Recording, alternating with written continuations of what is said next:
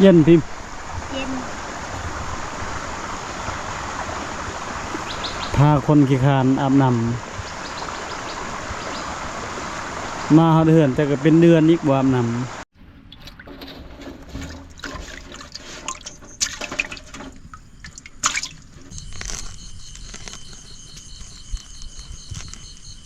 พอดีเขาเห็น FC 2 คน3 คนคอมเมนต์พี่น้องเอ้ย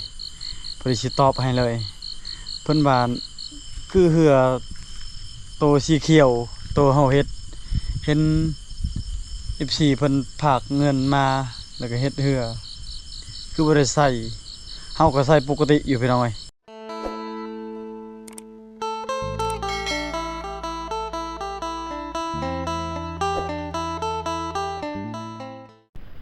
สบายดีพ่อแม่พี่น้องสบายดีตอนแรง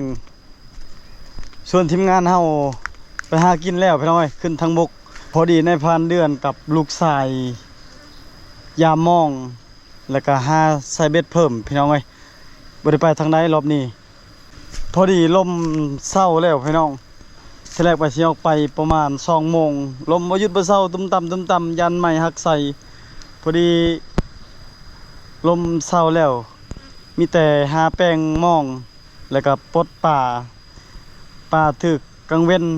หรือว่าถึกมื้อเช้านี่แน่ปลาประมาณ7-8 โลบ่พิมพ์เว้าเฮ็ดแห้งไวมื้อเช้าก็ได้กินแน่พอดีแบ่งให้ทีมงานเขาเจ้าเฮ็ดแฮวหากินนั่นแหละมารอบนี้หากินทางน้ำก่อนส่วนทีมงานเฮาไปหากินทางบกก็บ่หลายใจห่างพี่น้องมีแต่ปั่นกินข้าวเล็กๆน้อยๆเพราะว่าอยู่ป่านี่ไผมักแล้วก็ไผอยากกินเอาเลยกินง่ายอยู่ง่ายในอยู่ป่า บางคนกิน2-3 เทื่อบางคนก็มื้อหนึ่งกินเทื่อหนึ่งเพราะว่ากินข้าวบ่ตรงเวลาแล้วก็มาเมื่อยพี่น้องบ่คือเฮาเฮ็ดเวียกอยู่เฮือนอยู่สวนมันออกไร่ออกสวนธรรมดาบ่เมื่อยปานใดแต่กินข้าวแซ่บอันนี้แบบอยู่ป่านี่เมื่อยลอยๆพี่น้อยคือเมื่อวานนี่มาฮอดปึ๊บก็ใส่เบ็ดใส่มองเจ๊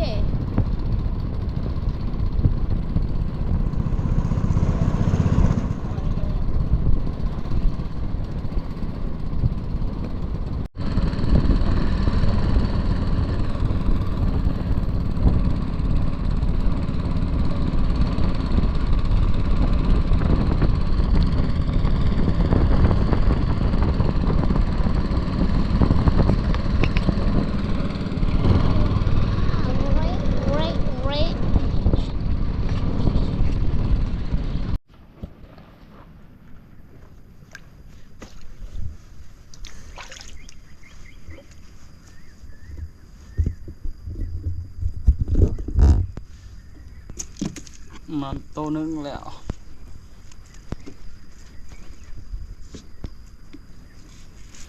เบิ่งยันปลาถึกตอนแรงปลาถึกกลางเว้น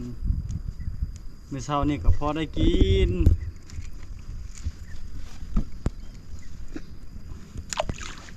บ่มันทั้งบกกับมันทั้งน้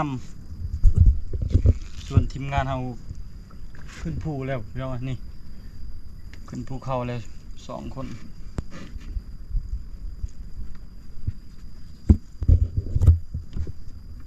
ขึ้นไปหากินปลายังน้อย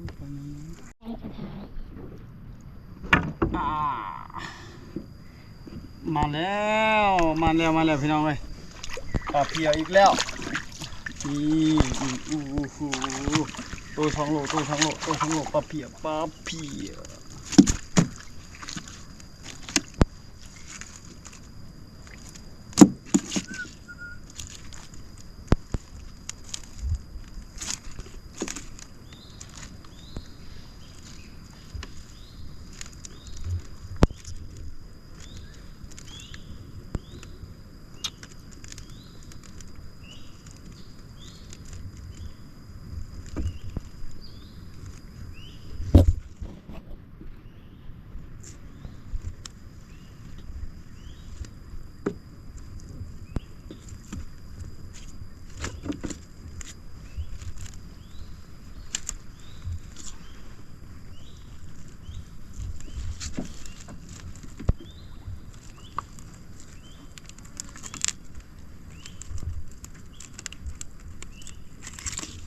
อยู่อย่าเฮ็ดคือมื้อเช้านี่เนาะพิมพ์มื้อเช้านี่ดุดเอาอีกคือมื้อเช้านี่ถ่ายจริงๆ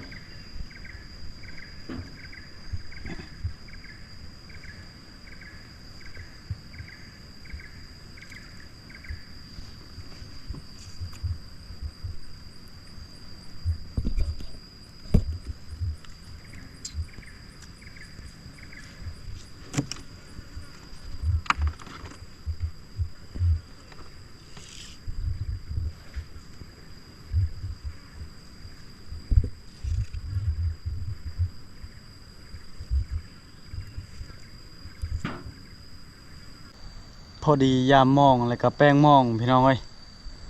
ว่าสิใส่มองเพิ่มนำลงลายลิ2 ม่านมื้อเช้านี่ก็บ่อยากถึกปานใดพอดีใส่แต่7ด่างนั่นแหละแล้วก็เอาเบ็ดเอาปลาไหลไก่เอาปลาตัวเป็นๆมาใส่เบ็ดปลาเข่งสิได้มื้อเช้านี่บ่ถึก 1 2 3 4 5 6 7พอดีปลาเพียตัวหนึ่งเดี๋ยวไปไว้แย่งก่อนตอนเช้ามื้อกินกับทีมงาน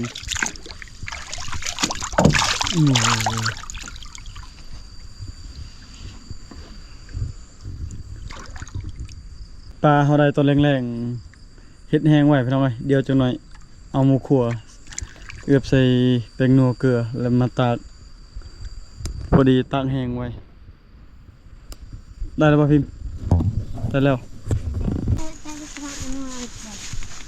คือสมัครนอนอาทิตย์ แต่บางคนมาอันดับพาบ่พิมพ์ไปอาบน้ำคนขี้คร้านอาบน้ำ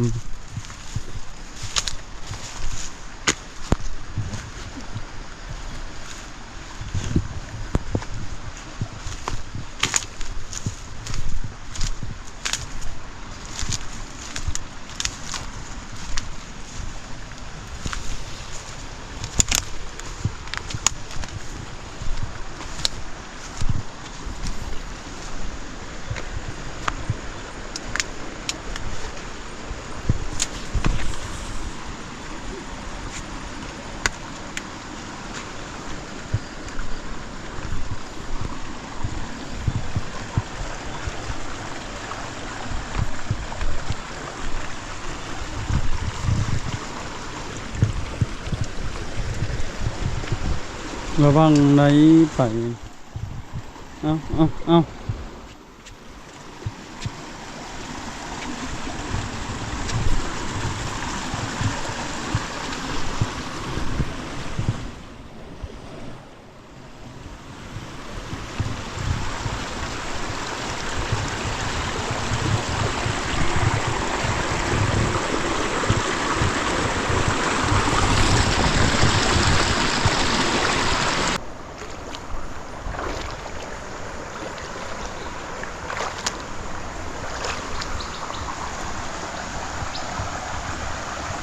เย็นพิมพ์ เย็น พาคนขี้คร้านอาบน้ำมาเฮาเดือนแต่ก็เป็นเดือนอีกบ่อาบน้ำ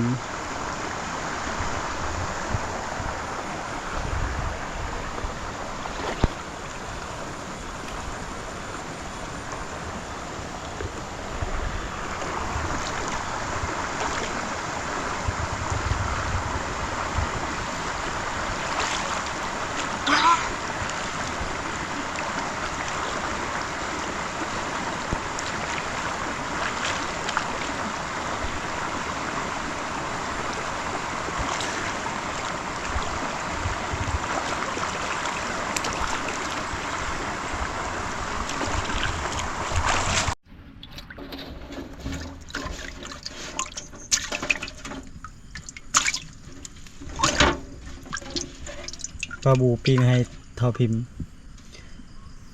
หมักปลาเดี๋ยวสิปิ้งให้จังหน่อยคั่วปลาก่อนพี่น้อง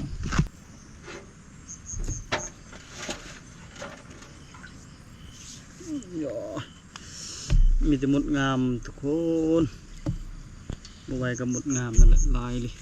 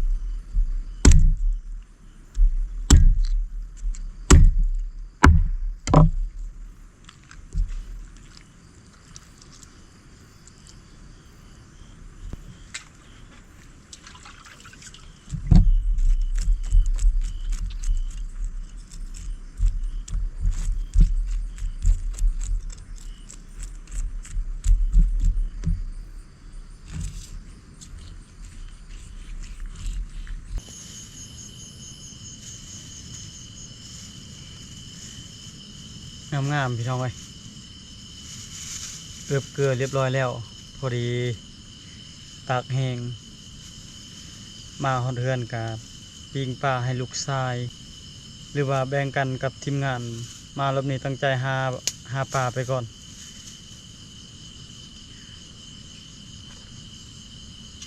พอได้ไปพักให้แม่พิมพ์เสียหญ้ามันต้น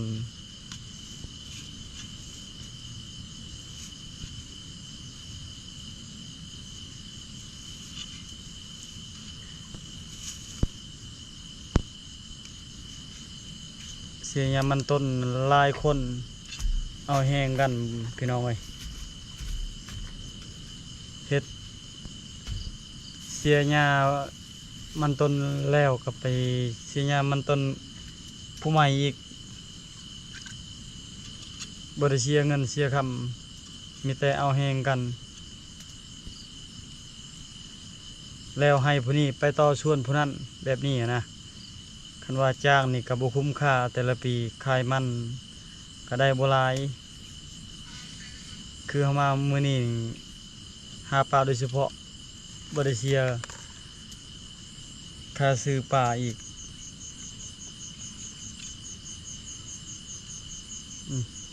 ปลางามๆเลย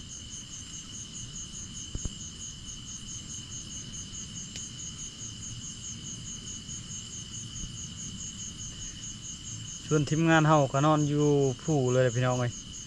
มีแต่ซองพ่อลูกมื่นว่ากันไหมอย่ามอง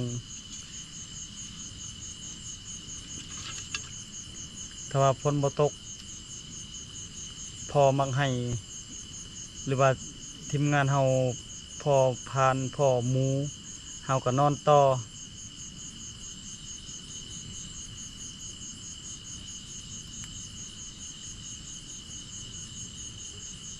บ่มีสัตว์มีแต่กลับ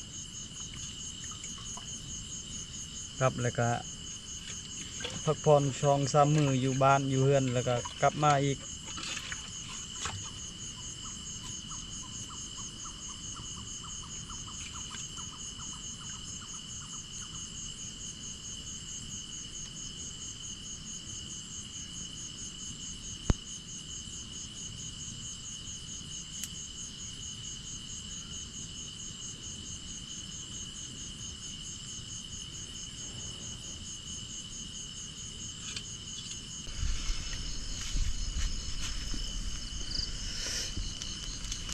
ปิงปลาบูตัวหนึ่งพี่น้องปิงทาเกลือแซ่บๆใกล้จะสุกแล้วพิมพ์ไว้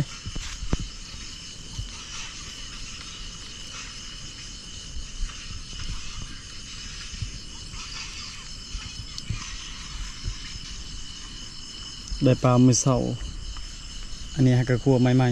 ๆได้ต้นแหลงเดี๋ยวจังหน่อยหาฟืนเติมไฟอีกพอดีฮอนๆแล้วก็ไฟลุกพอดีปลามันงาม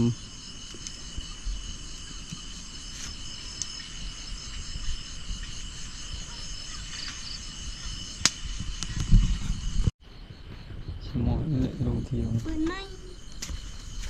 เบิ่ง ในปืนไหน เอาให้พระเอกกินเก่า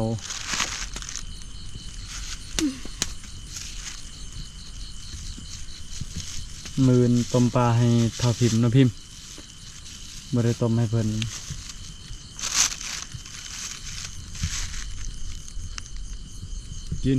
กินง่ายอยู่ง่ายเอาปลดก้อนปลาบ่ได้ฮ้อนบ่ หาน เป็นบ่ปลดปลาบ่ว่าดอกบ่เป็น เป็น หมอดูไผไปชาย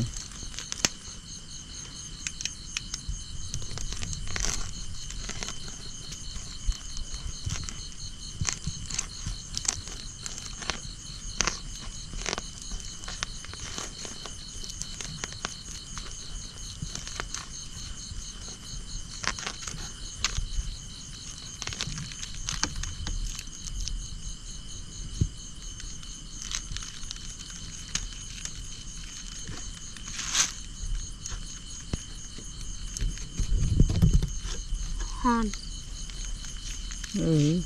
จิ้มกินปลาบูพี่น้องดูนะมีแต่ซีนงามๆให้เจ๊กินข้าวแล้วก็นอน มาเด้อทุกคนกินคำกันกินปลา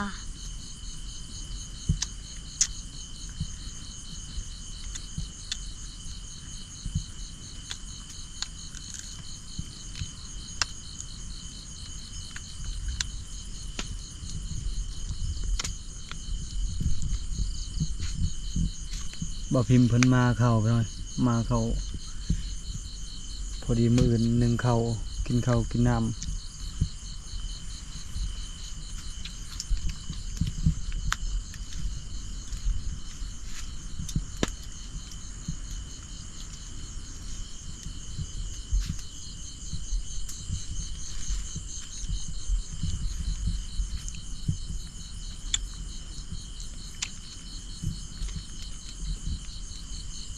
มื้อนี้สิมาตอบ FC พอดีเขาเห็น FC 2 คน 3 คนคอมเมนต์พี่น้องเอ้ยพอดีสิตอบให้เลยเพิ่นว่าคือเหือโตสีเขียวโตเฮาเฮ็ดเห็น FC เพิ่นฝากเงินมาแล้วก็เฮ็ดเหือคือบ่ได้ใส่เฮาก็ใส่ปกติอยู่พี่น้องเอ้ยบางมื้อไอเฮียงเอาไปบางมื้อก็เฮาเอาไปเพราะว่าเหือเล่มเดียวมันยากนะแล้วก็ซองมาก็คือเหือนี่ถ้าว่าลมบ่ค่อยแห้งปานใดเฮาก็สามารถขี่ได้ประมาณ 8-9 คนหรือว่า10 คนก็โอเคอยู่พี่น้องแล้วก็สามมานี่ลมแห้งยอมรับว่าไปบ่ได้เหือใหญ่ซำใดก็ย่านบ่ปลอดภัยนะคันว่าลมแห้งถ้าว่าลมบ่ค่อยแห้งปานใดนี่โอเคอยู่อยากได้เหือซองเล่มนี่สบายใส่เบ็ดใส่มองบางมื้ออาเฮียงเพิ่นค่าเวียกในพันเดือนเอาไป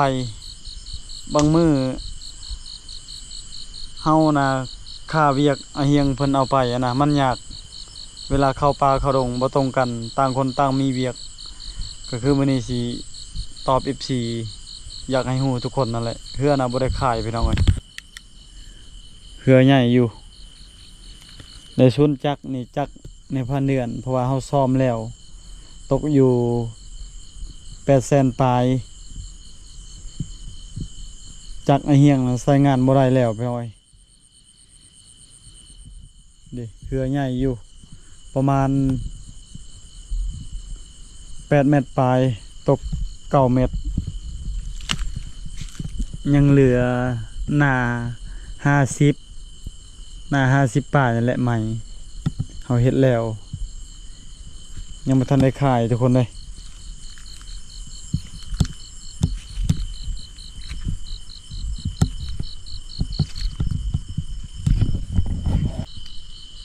ตั้งแต่เขาเจ้า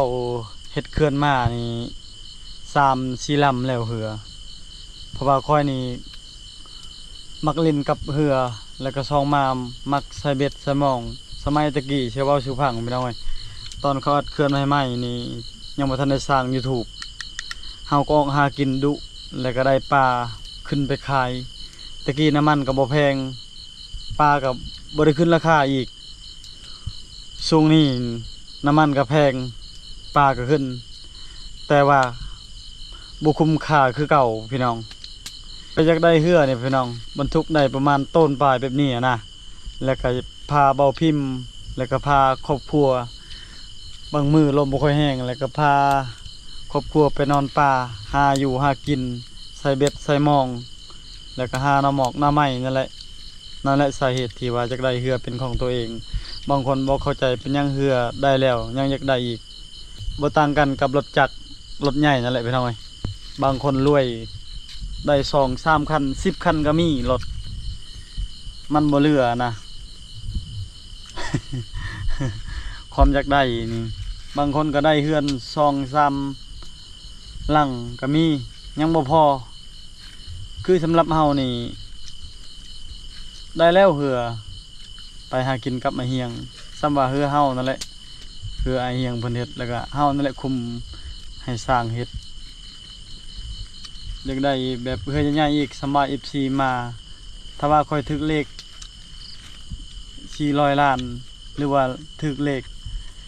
คือหมู่คือครูฮอตเตอร์นี่ค่อยเฮ็ดเหือใหญ่แท้บรรทุกได้50หรือว่า100 คนค่อยใส่จักรขี่สูบนี่แหละสิบอกให้ทุกคนได้เบิ่งได้ฮู้นำว่าเป็นหยังได้เหือแล้วยังอยากได้บ่เรือเอามาให้เมียอีก2 คนก็ได้คันเว้าเรื่องอยากได้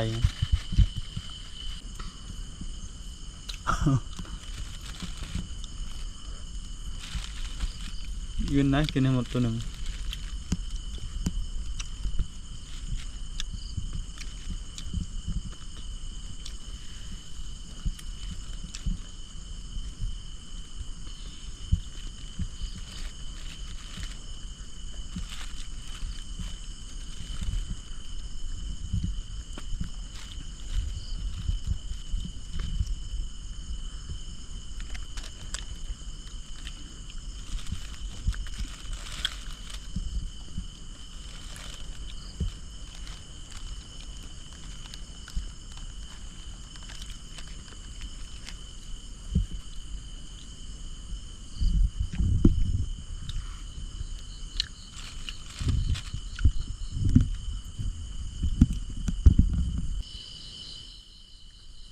พอดีหาปันกินข้าวกินน้ำพี่น้องเอ้ย